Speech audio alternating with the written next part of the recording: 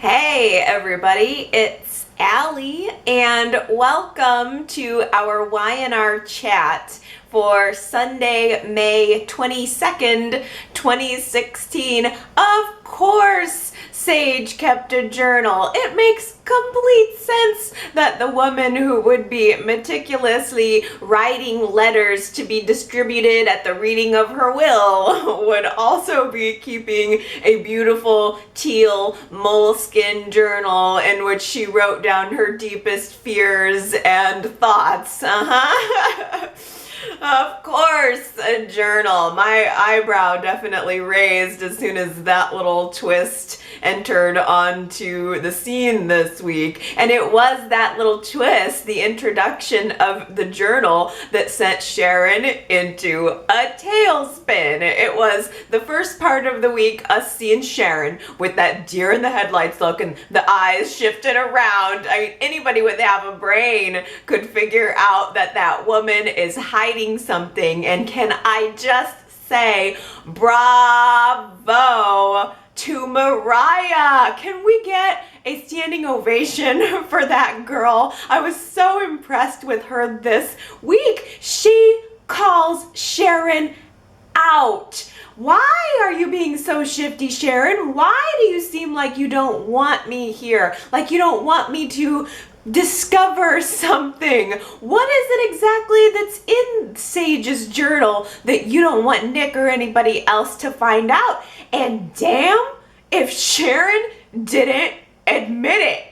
All of it, down to the very last detail. I could not believe it. I was not expecting Sharon to just come forth with everything. I mean, I think Sharon was just literally like a balloon waiting to burst. She had just been filled with this secret, and all Mariah had to do was put the tiniest pin inside of her, and all of that air just burst all over the place. And man, Mariah's face, the actress did such a good job. Like the look of horror on her face as that hot air of truth just like blew her hair back.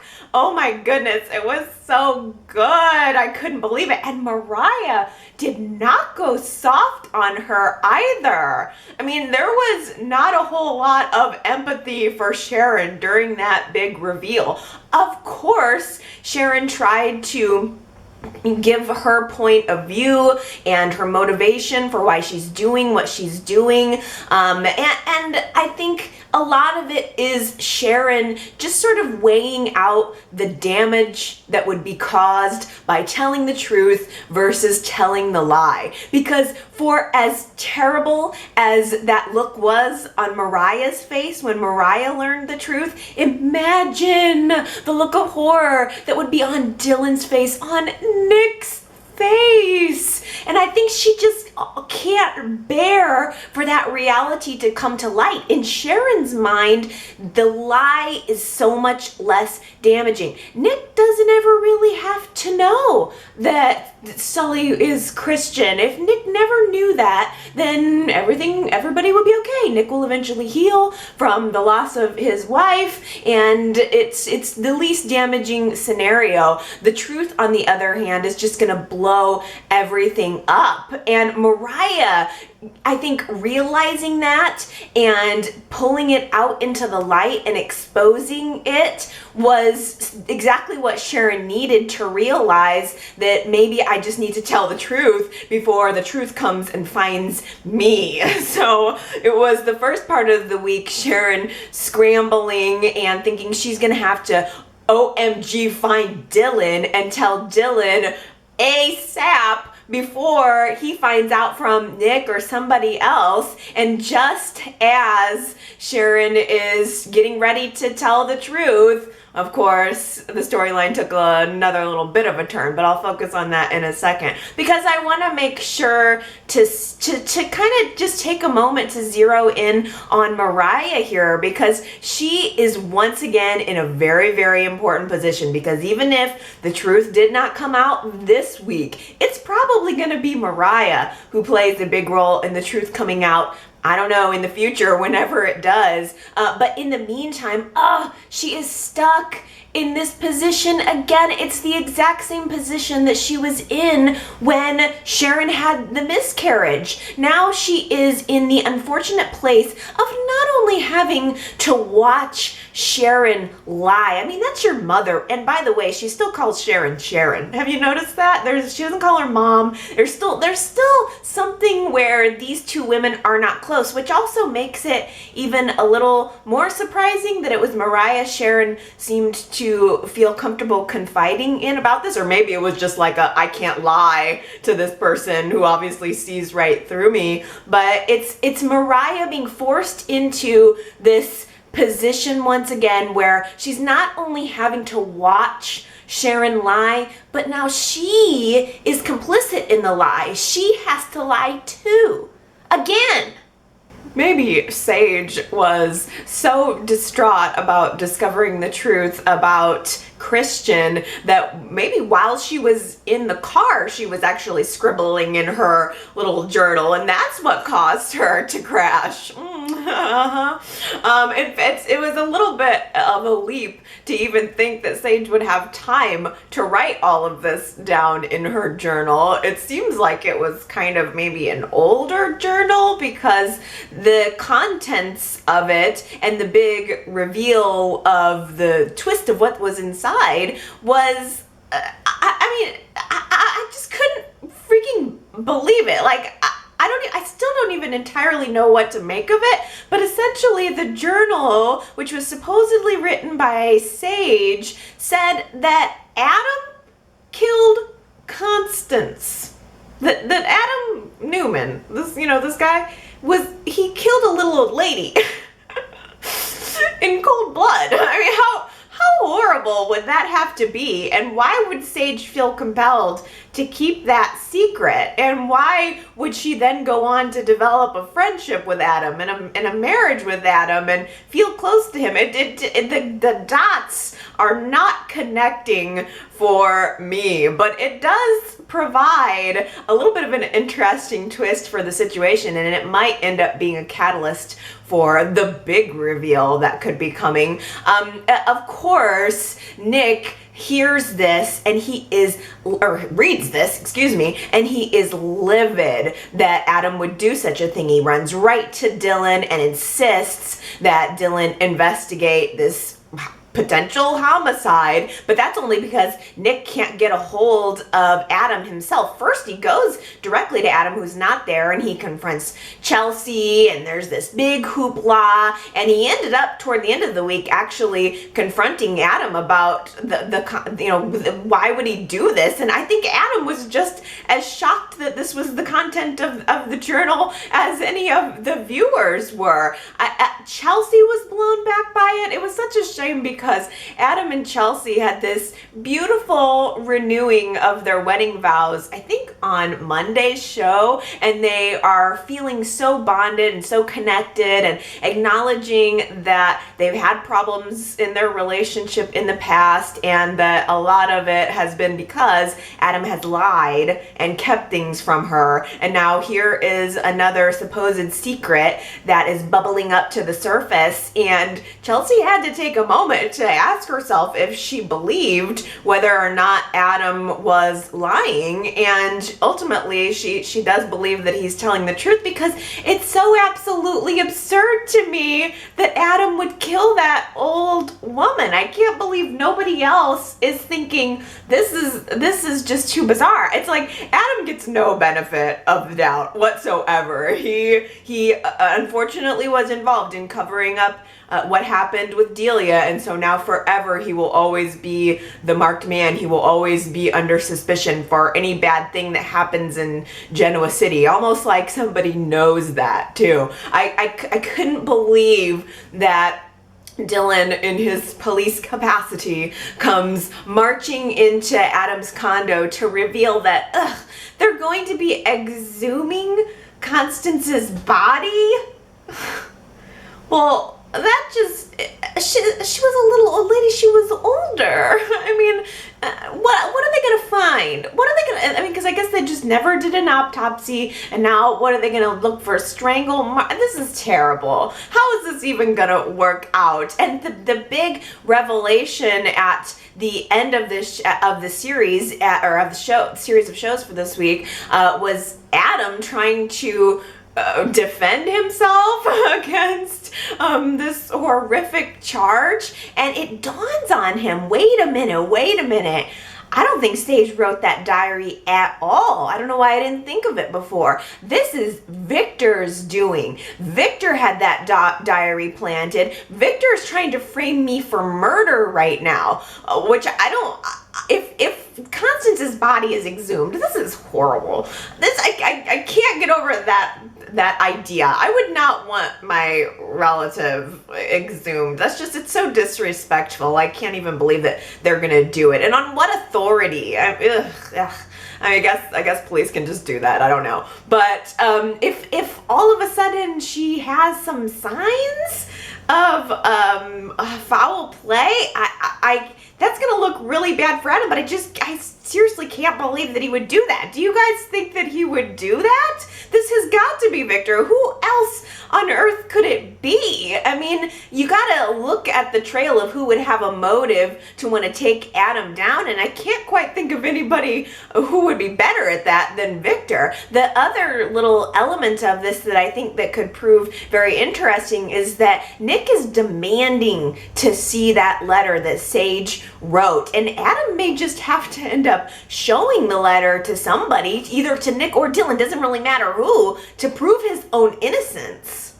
Adam goes to Victor this week, visits him in prison, and says to him, whatever your plan is to try to get out of jail, I just want you to count on me trying to block it. So you're gonna sit here for 10 years, you're gonna serve the entire length of your sentence, and there is nothing, no tricks, no rabbit up your hat, no ace up your sleeve that you're gonna do in order to get out of this, which of course we all know is not gonna be and ended up being true. And there was just this really intense confrontation between Victor and Adam. I mean, Victor punched the wall after Adam left, and I think it's so many swirling emotions too. I think it has to be hard for Victor to accept that not only is his plan gonna get foiled, but just that his children hate him so much. And there was this haunting flashback of Victor meeting his own father, and the flashback was framed as an in memory of George Kennedy, who played Victor's father and who passed away recently. I absolutely remembered that scene, and I thought it was so well placed and well timed. Do you guys remember when Victor went to go see his own father? It was, I believe, at Nick's encouragement, so Nick was there too, and the guy is older, he's rich, and he doesn't want to have anything to do with Victor, implies that Victor is just money grubbing, even offers him cash to go away. And I watched that scene. I always remembered that scene. I always loved it. And of course I cried all over again. And I loved watching Eric Braeden. He was incredible. And it was especially haunting because there was a lot of themes that were being echoed in Victor's big rebellious speech against his father that were so relevant about things that he was doing as a father to his own children. I mean, he's saying no wealth means anything without your family. Well, that's a really, it's an adage that makes sense, Victor, but it's not something that you ultimately ever put into play in your own life.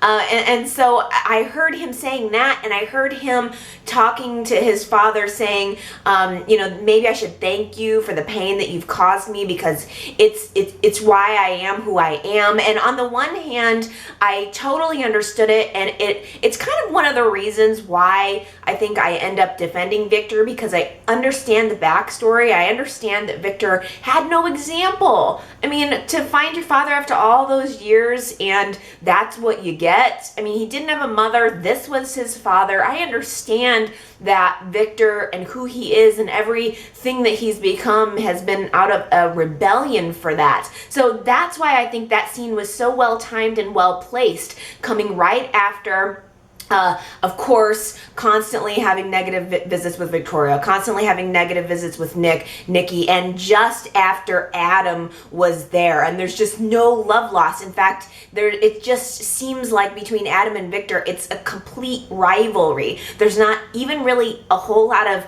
respect or love left over. And to me, I took that flashback scene and Victor punching the wall afterwards as him realizing his own ultimate moment of failure, realizing that he's turned into his father. This is the one thing that Victor never wanted to be, and he's become it. So it's another reason why it kind of makes me wonder, why would Victor go and do and plant? I mean, obviously Victor has a motive for planting the, Sage's diary, if indeed he did. But then there's another part of me that thinks, how would he do it? Why would he really do it? Does he really want to go that far? Did he really need to do that? Because Adam's big realization was that Victor not only wants me to pay, but he wants me in there sitting right next to him, which I guess is probably in and of itself the revenge motivation right there, that Adam thinks he's so high and mighty. Adam avoided prison over what happened with Delia while Victor sits there. So maybe it is Victor. Maybe this is Victor's big idea to say, hey, big kid, you think you're so big? You think you're going to just enjoy life out there and act like me and not have consequences? Well, you can sit right here next to me in jail. So maybe that is it.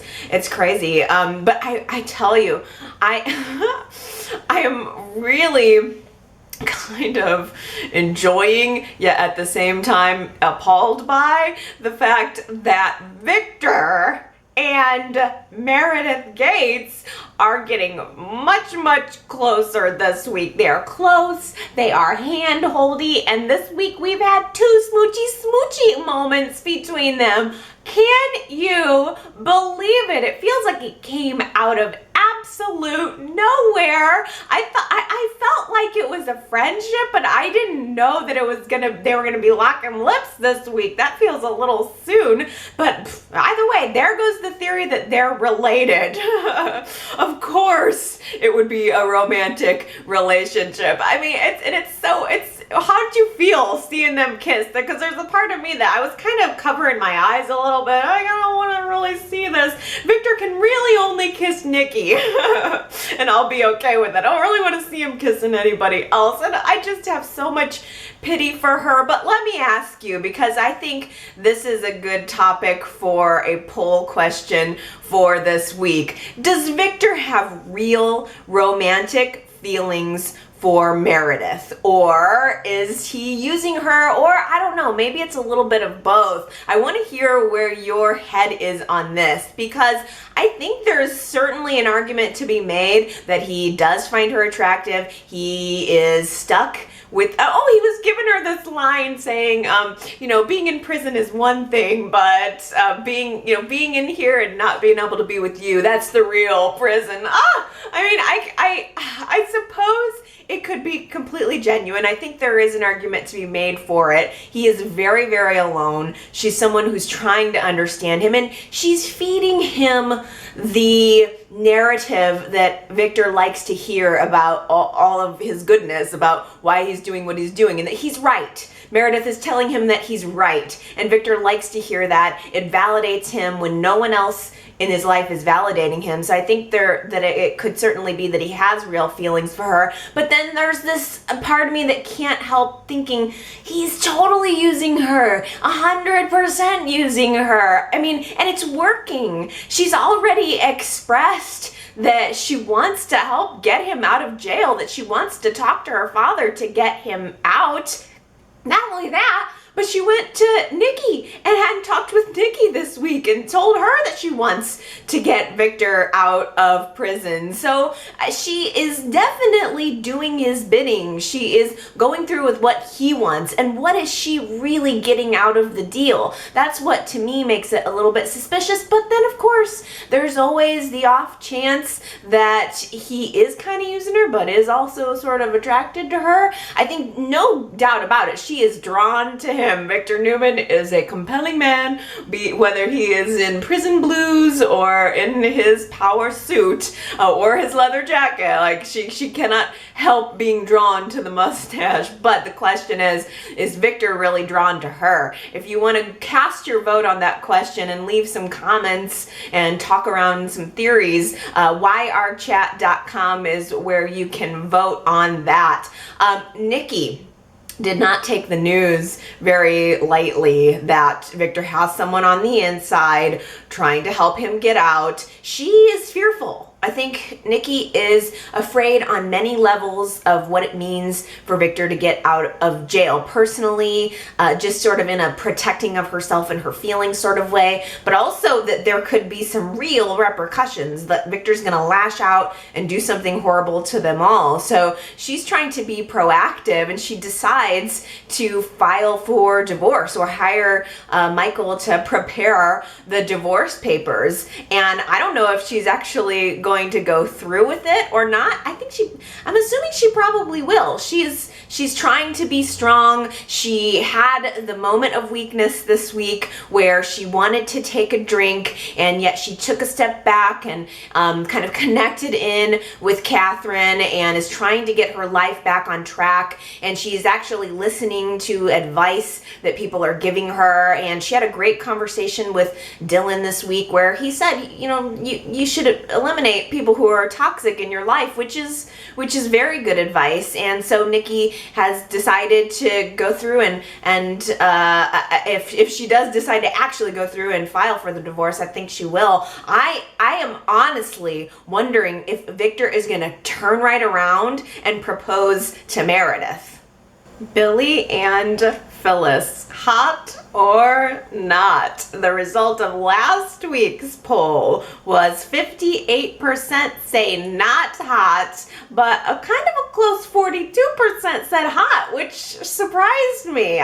Just based on initial reactions to the Billy and Phyllis affair, I thought everybody was gonna say no, and 42% is a strong number of people who said they thought it was hot. And I tell you, if you do anything else this week, you got to go to yrchat.com and read the comments on this, because there's a really good and balanced representation of opinions there. I really liked reading them, and it was just, you guys blew me away, because of course there's the obvious argument to be made that their affair is just so wrong because it's based on the affair. But I also really liked several people mentioning that they felt like and I saw a few comments on YouTube that said this too, just in general, that they felt like Jack abandoned Phyllis after the whole Marco situation, and so now it's just kind of fair game. A lot of people said they felt that Jack is reaping some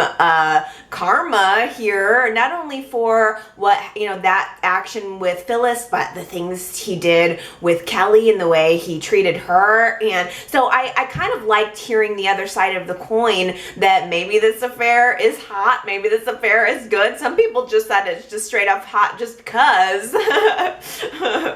Don't care if it's right or wrong, just think it's hot. But there were a lot of opinions here, and I thought it was really good. I kind of almost feel like there's a part of me that feels bad for thinking it's a little hot. Like, I'm ashamed to say that maybe it is a little bit hot. Not saying it's right by any means, but it's daytime, it's soapy, it's sultry, and I do think the actors, I think this Phyllis and this Billy have a little bit of chemistry. I mean, it's not like 100% I'm there, but there is a part of me that's watching it and I'm thinking, I don't know. I mean, it's not that bad. It's not good, but it's not that bad. It kind of reminds me of when Phyllis had the affair with Nick, because Nick was married to Sharon at the time, and I remember feeling like, no, Nick should stay with his wife. They just lost a child together. And yet at the same time, I was so drawn in to it was so unexpected, the Phyllis and Nick affair, that they would even pick up and run in the same circle and develop anything. It was so unexpected to me.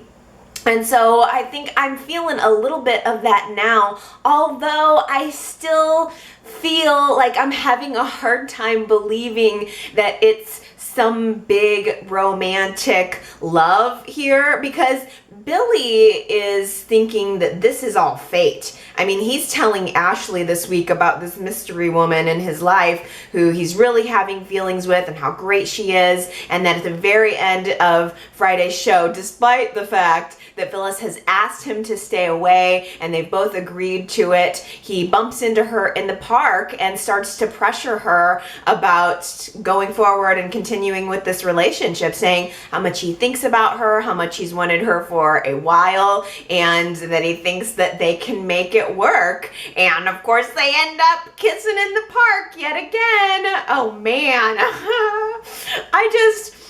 I feel like, and Phyllis said, this is not romance, Billy, this is just sex. And there's a part of me that thinks, that's how I'm reading it, because I just can't see these two people picking up and having some long-term relationship. I don't know. I think Phyllis is right to try at this point to save her marriage, to save her family and her life, and to not pursue this with Billy. It's just kind of one of those naughty, sexy things that maybe you can think about, but you need to put that in the back of your head. And logically, the right thing to do is to just act like it never happened and not pursue it, and it never should have happened in the first place, of course. But I think that obviously the sexual connection is there, and it's probably not going to stop. I thought that maybe Phyllis was going to confess to Jack that she was involved with Billy. I thought maybe she was going to be so overcome with guilt that she couldn't help to tell him, because, at the very beginning of the week, Jack asks Phyllis, "Are you drawn to my brother?" And she says yes. And then she quickly covers it up by saying that she has a lot in common with him, and, everything except the fact that she just boned him at the Chancellor Mansion while Jack was completely innocently unaware. So I thought maybe she was going to tell the truth, but she completely covers it up. And then she has the nerve to scold Jack about the fact that he was talking to Hillary about some of his feelings. Because, we know that while Phyllis was having sex with Jack's brother, Jack was kind of trying to talk through some of his emotions for the very first time with Hillary, and Phyllis was not happy about it. She said to him something like, "There's only room for two people in this marriage." And I could not believe that Phyllis was saying that to Jack about him just talking to Hillary. I can understand, not wanting your husband to talk to other people about any kind of marital problems, but it was the pot calling the kettle black there. She had no leg to stand on. I was like, please, girl, please.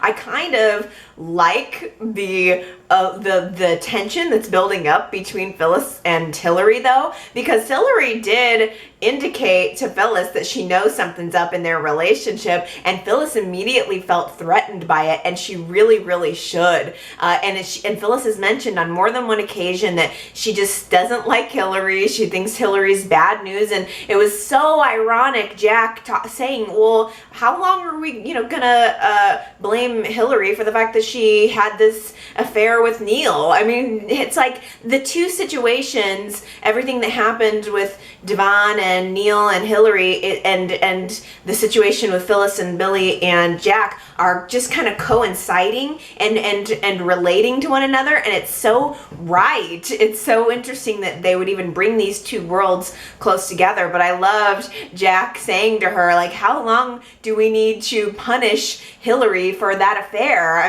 Hillary is just someone who knows what she wants. She uses unconventional methods to get it. Kind of sounds like somebody Hillary I know, kind of implying that maybe Hillary is a little more like Phyllis. And just so unknowing. It was just it was so ironic, and I loved it. And I think Phyllis felt it too. I think Phyllis feels very ashamed of herself. And she should. She had an affair with her husband's brother. So, and she's gonna probably continue to do it. This is not gonna end by any means. But I just really like the comparison there, and I wonder if maybe Hillary's gonna start following Phyllis. Maybe Hillary is going to, can't you see it? Can't you just see Hillary snapping a little photo? I mean, they're kissing in the park. Can't you just see Hillary snapping a photo of those two together and taking it back to Jack? Because I can. I mean, Jack is going overtime defending Hillary, so he already has a trust in her. And I don't know, I just wonder. What do you guys think, by the way, about when Jack was defending Hillary? He said something to the effect of, nobody ever gave Hillary a break. Do you think that's true? I don't know why, but that line really stuck with me, and I thought, well, I think Hillary's had a couple of breaks. I mean, she had love with Neil. She had a relationship with Devon. I think Hillary's had a lot of breaks. I thought that it was interesting the way that Jack was he's kind of making excuses for her when she is toxic, and he doesn't really know how bad she is. I mean, we've got Neil drinking again this week, by the way. He goes to the bar, starts ordering shots. I mean, it's a good thing that Luca's private detective wasn't taking pictures of Neil at the bar. I mean, he's the head of a sobriety foundation, slinging back whiskeys at a dingy bar. He's lucky he didn't get caught there. And then later on, Lily, who is still reeling from finding out the truth about what Neil did and Hillary and all that, confronts Hillary and says to her, hey,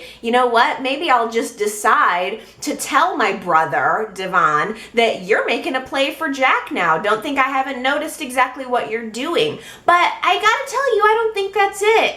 I just don't. I mean, it sort of on the surface seems like Billy and Phyllis are gonna hook up and Hillary and Jack are gonna hook up, but I just really don't think that's where they're gonna take it.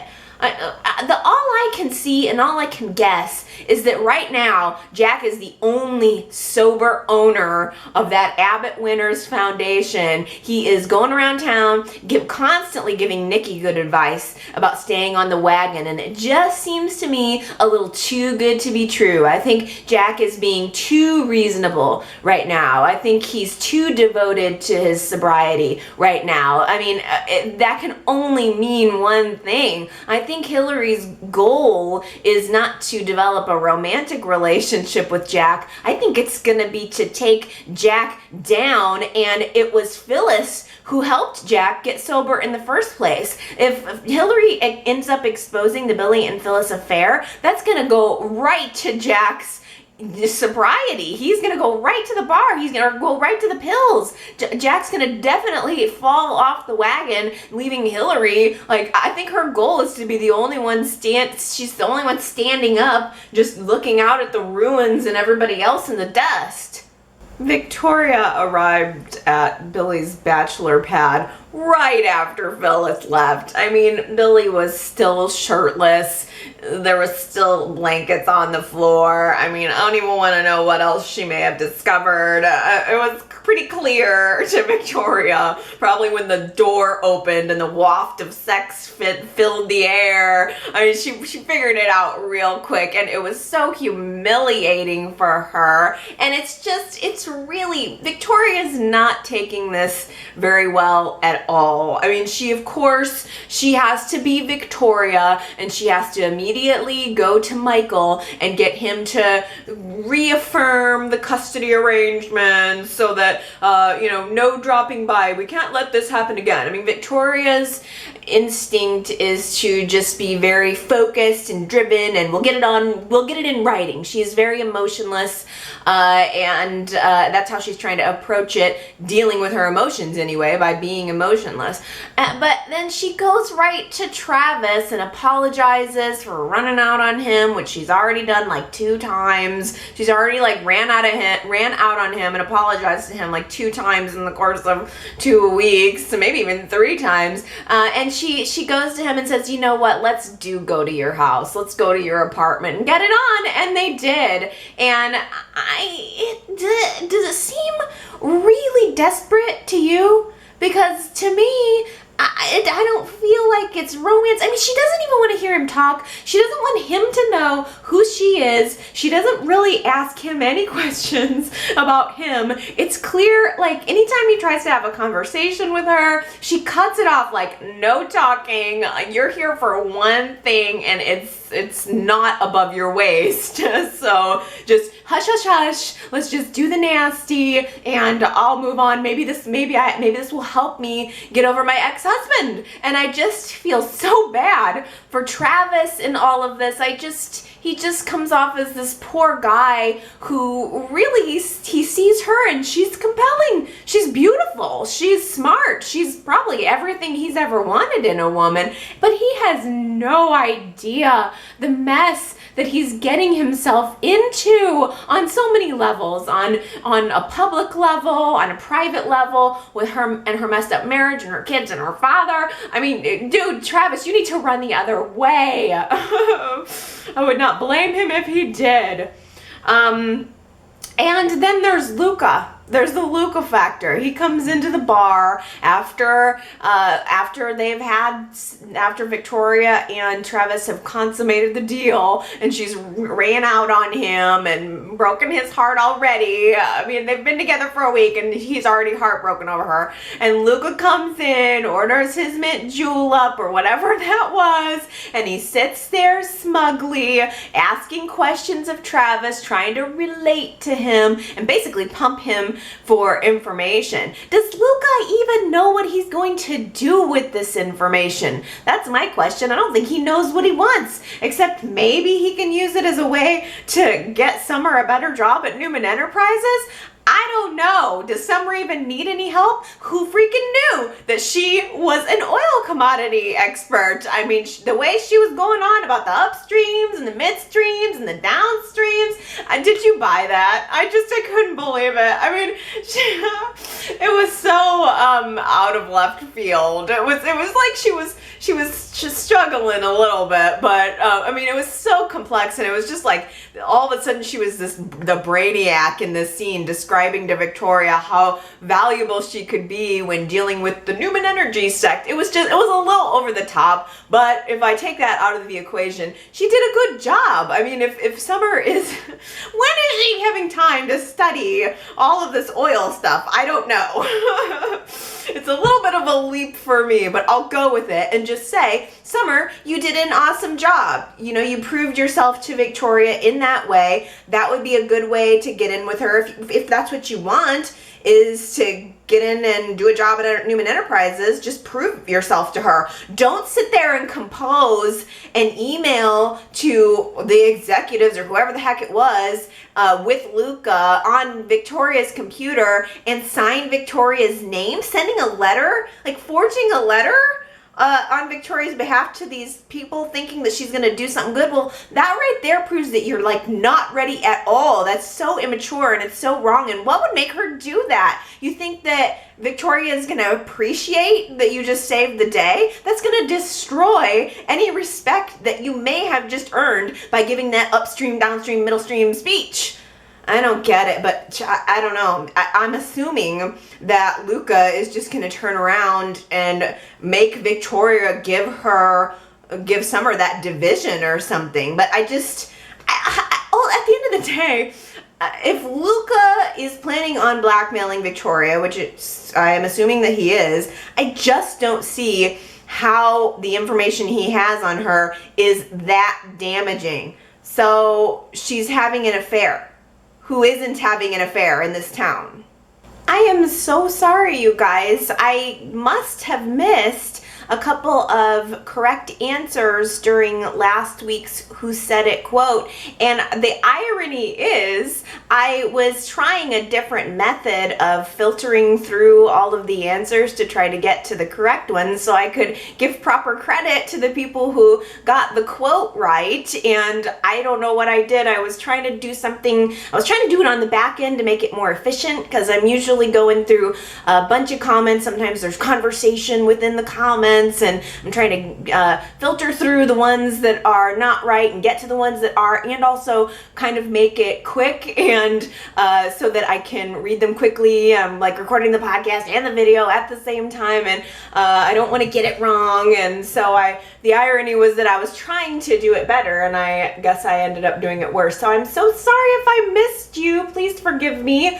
There will be other chances for sure, like this week, for instance. But first, let me start out with the last quote, which was, "Jealousy is a natural human emotion." That was the quote from last week, and it was Sharon who said that. And I loved what a great demonstration it was of Sharon showing all of this wisdom. She was actually having a conversation with Mariah, trying to coach her through everything that was going on between her and Kevin, and sort of trying to get Mariah to admit that she was jealous of Natalie. And so Sharon says to her, "Jealousy is a natural human emotion." And I thought, what a good example of Sharon being so wise and so rational, and being the mother that maybe Mariah needs, and just demonstrating so much just grace and wisdom. And I just knew that it was all gonna fall to pieces as soon as I heard her say that.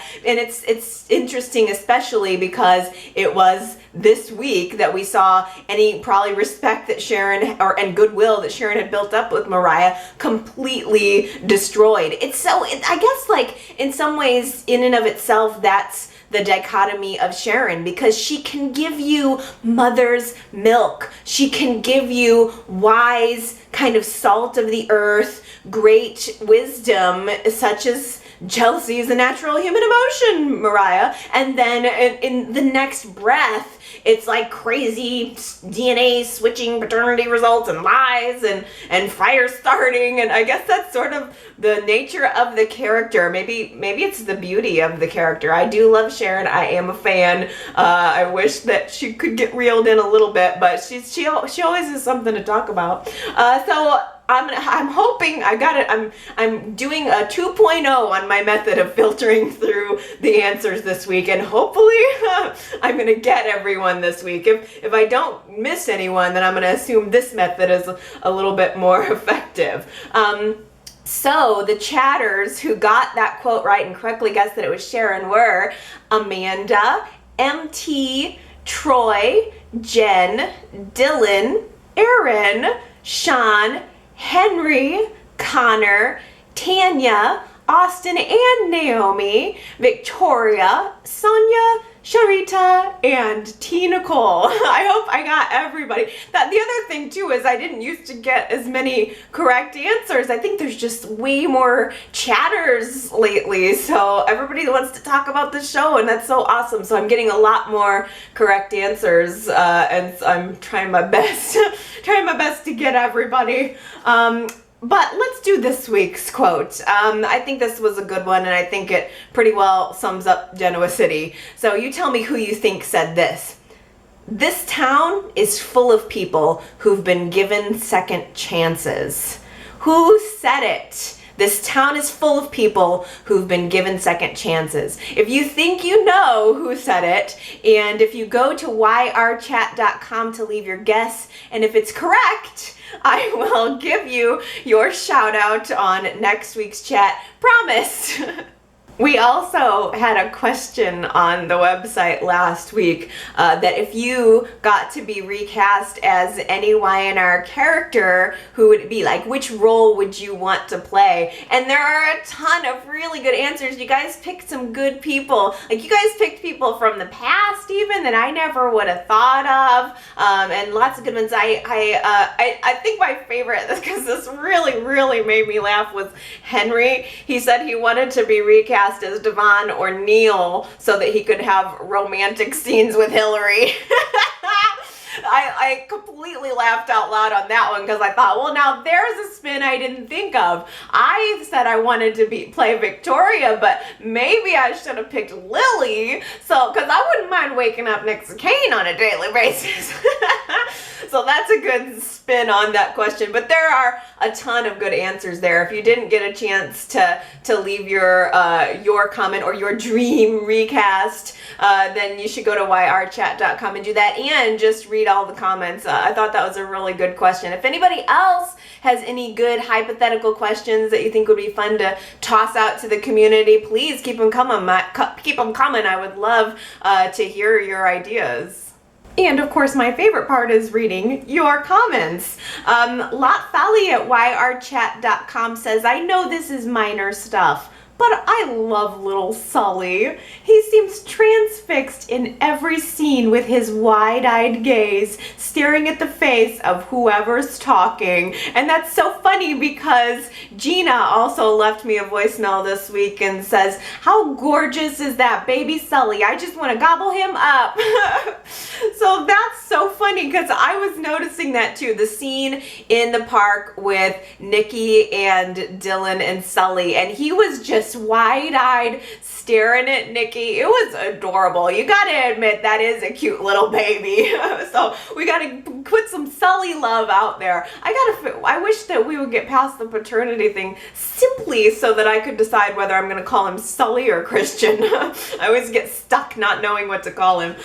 Gina in her voicemail goes on to say, I loved seeing Lauren with Michael this week. I'd love to see more of them. And every time I see him though, I keep wondering, are you cancer free? They just didn't do a good ending there. Yes, Gina. I mean, first of all, Michael and Lauren are still my favorite couple on the show. I loved that she was trying to encourage him to get his law license back, and of course it worked. And it was even later in the week too, Kevin saying, I can't see you doing early bird specials and playing shuffleboard, Michael. You know, you're not the retiring type. And even though Michael made this compelling argument to Lauren about, let's just travel, let's enjoy our lives, Lauren says, I don't think that's who we are. I'm a CEO of a company. You're a brilliant attorney. You need to use your gifts. This is what you love to do. And he ultimately did decide to go through with trying to get his law license back. So I was glad to see them just being them. I mean, it was such an easy scene. I love sometimes just character scenes. It doesn't all have to be paternity switches. Just having a moment with Michael and Lauren was totally satisfying for me this weekend. Gina, why haven't they talked about the cancer? I mean, they just completely dropped that. I get a lot of people comment about this every time Michael's on the scene. I mean, Y&R did a really dark and heart-wrenching storyline around Michael's cancer and then just never mentioned it again. It's really kind of disappointing that they didn't resolve that in any way. Are they ever? Maybe not. Kat at yrchat.com says, I thought the vow renewal by Adam and Chelsea this week was so sweet and unexpected. It was as adorable as their vow of, I love you today, I will love you tomorrow, now and ever was. It's Soap 101 that something bad is about to happen to break them up soon. Oh, do you think so, Kat? I was wondering that too. It was almost too good to be true. What is going to come between Adam and Chelsea? So if that's the writing on the wall of too good to be true, then what is it that's going to come between Adam and Chelsea? Maybe it's going to be him getting arrested. Oh, good Lord. And I'm wondering too, by the way, if that is exactly what's going to happen. Because Justin Hartley he's doing some kind of primetime role, and I'm sorry I don't have the details, but I think it's already filmed. I think he did film some kind of show for primetime, and I wonder if now it's done. And because Y&R is pre-recorded, like they're recording this probably happened 3 months ago. I'm wondering if they're going to coincide Adam actually going to jail with him going off to film that primetime show. And I'm wondering if if the show gets picked up, or if he continues to do primetime roles. Is he gonna still be on The Young and the Restless?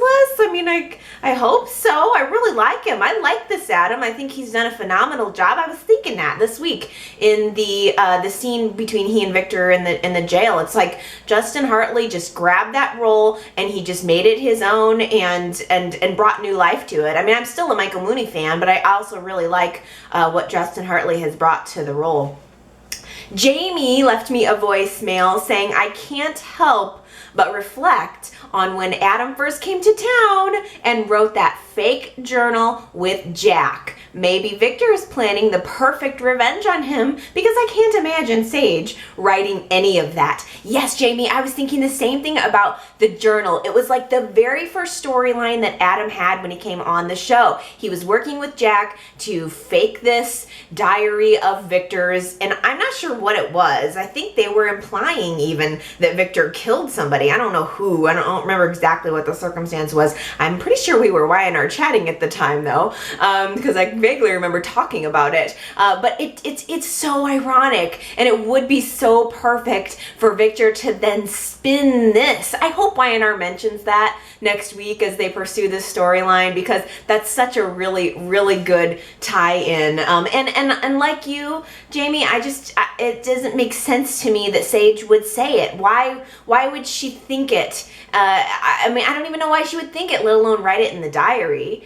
Daisy on Facebook says, if Victor's behind Sage's diary discovery, the only person I can think of that would help Victor is Luca. No one else comes to mind. And Luca is a snake, so he could slither into Sage's apartment quite easily.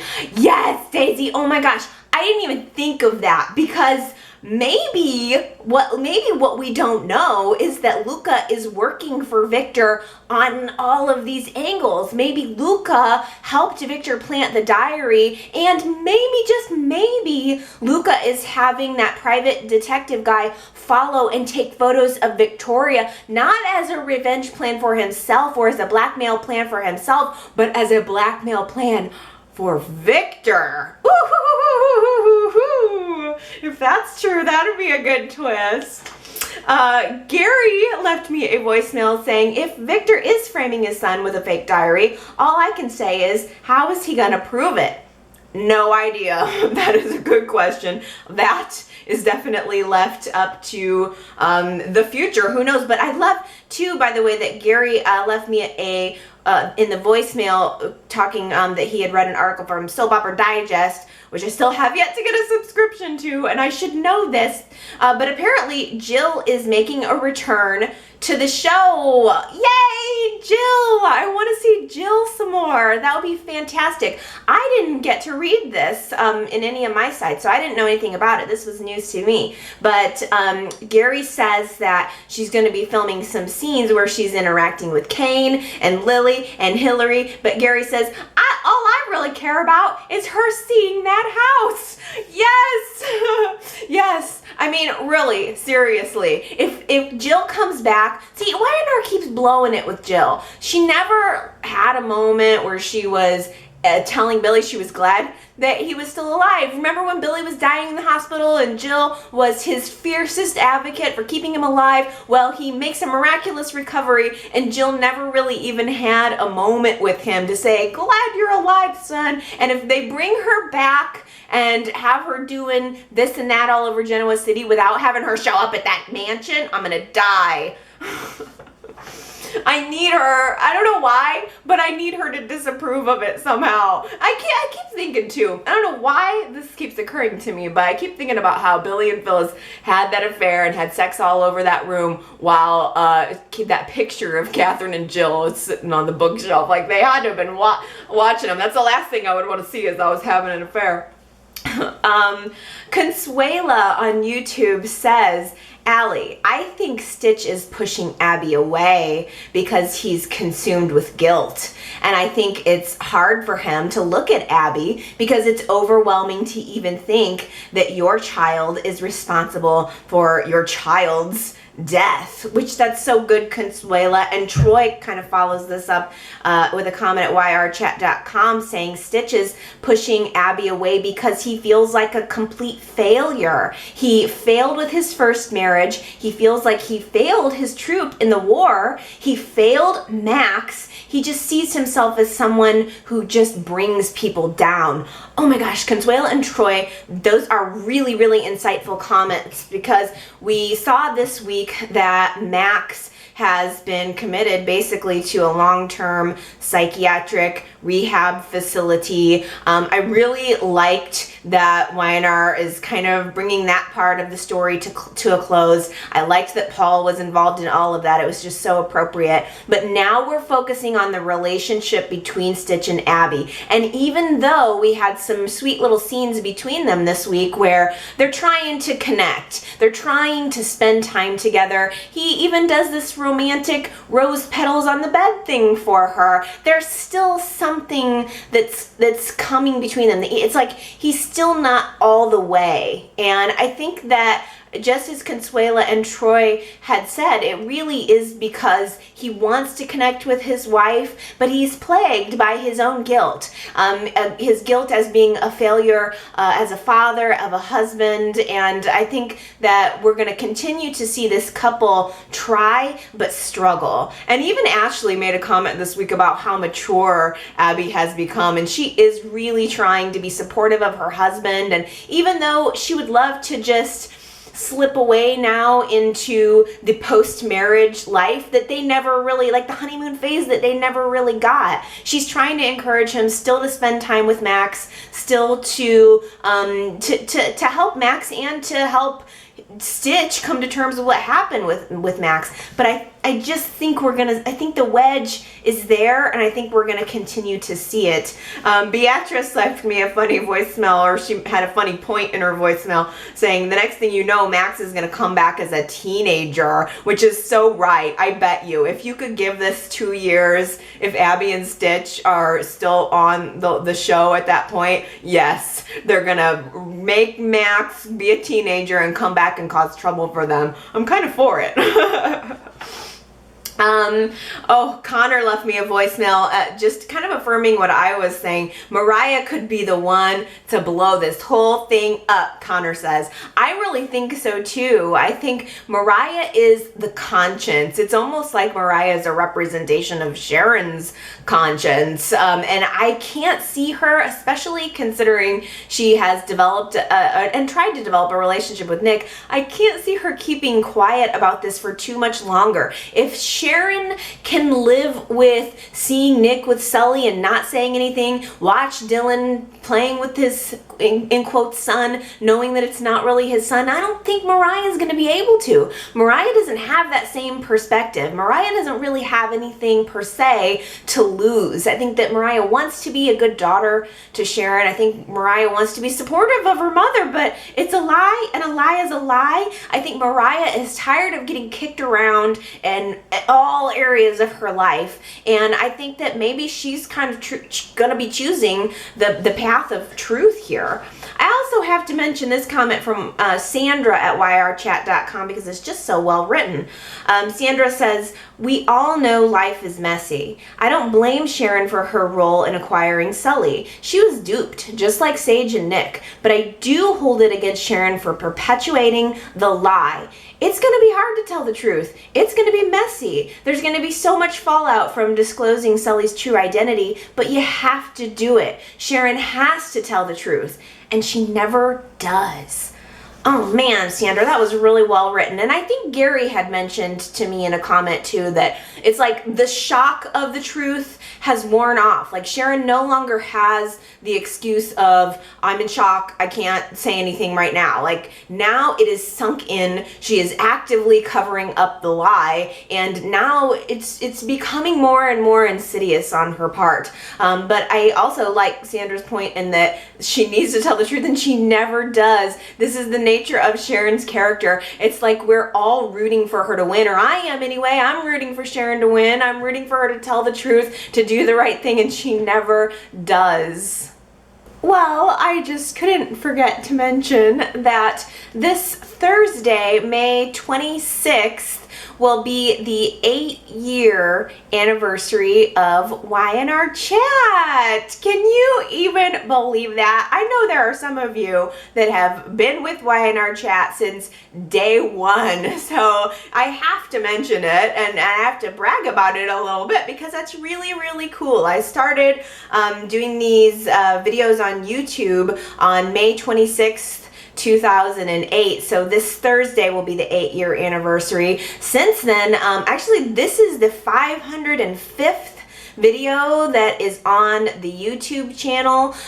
So I mean, wow, 505 videos. I probably should have done something special for 500, but it's weird because at the beginning YouTube had a time limit, so I had to like break them up into many parts, and at the very beginning I think I was doing Sunday and Wednesday vlogs. So I want to know how many weeks I've done Y&R Chat. I need to maybe do that calculation so I can know my exact amount of Y&R Chat weeks I've done. But 2010 I started the podcast.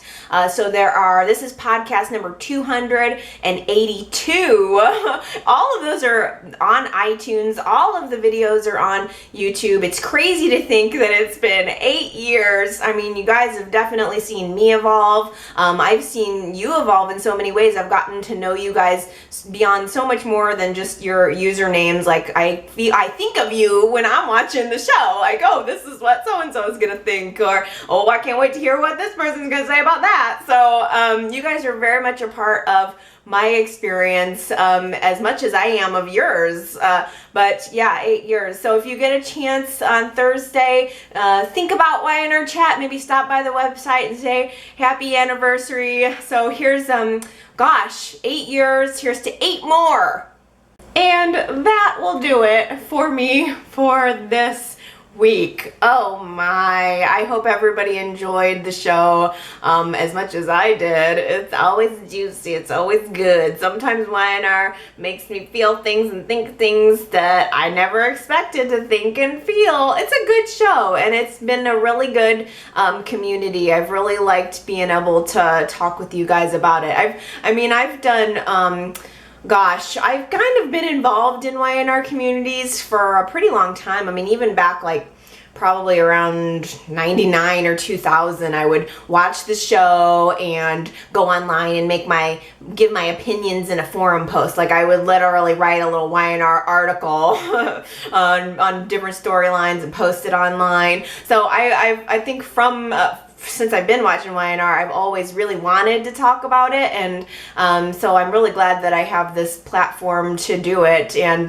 that it's like created a platform where you guys can talk about it too. That makes me happy more than anything. I've been seeing so much more activity at the yrchat.com website where you're talking about the show as it's airing, and that's really cool because I like getting like comments that are like relevant to what's happening the current week so that I can include them in the Sunday chat. I like seeing you guys talk to each other. It's become really, really fun. So keep those comments coming if you want to go to the website and browse around and leave your opinion, or of course from there you can find the YouTube page, the Facebook page, and of course the podcast page as well. It's kind of fun to go back and listen to old podcasts. I can't stand watching my old videos, but I can bear to listen to old podcasts. Those are kind of fun. Maybe I need to do a segment where I pull like from this week in 2002 or something, like where I do kind of flashbacks. Oh, I'm always creating more work for myself than I need to, but I think I like that idea. That would be fun because a lot of it's there in the podcasts and the videos and all that too. So, and then of course there's the voicemails, 309-588-4569 if you'd like to leave me a voice message. Any way you would like to communicate, I always love and appreciate hearing from you. Always read every comment, always listen to every voicemail, and I just can't thank you guys enough for participating and for sticking with me. So I'll see you guys next week, and I hope everybody has a good one. Bye!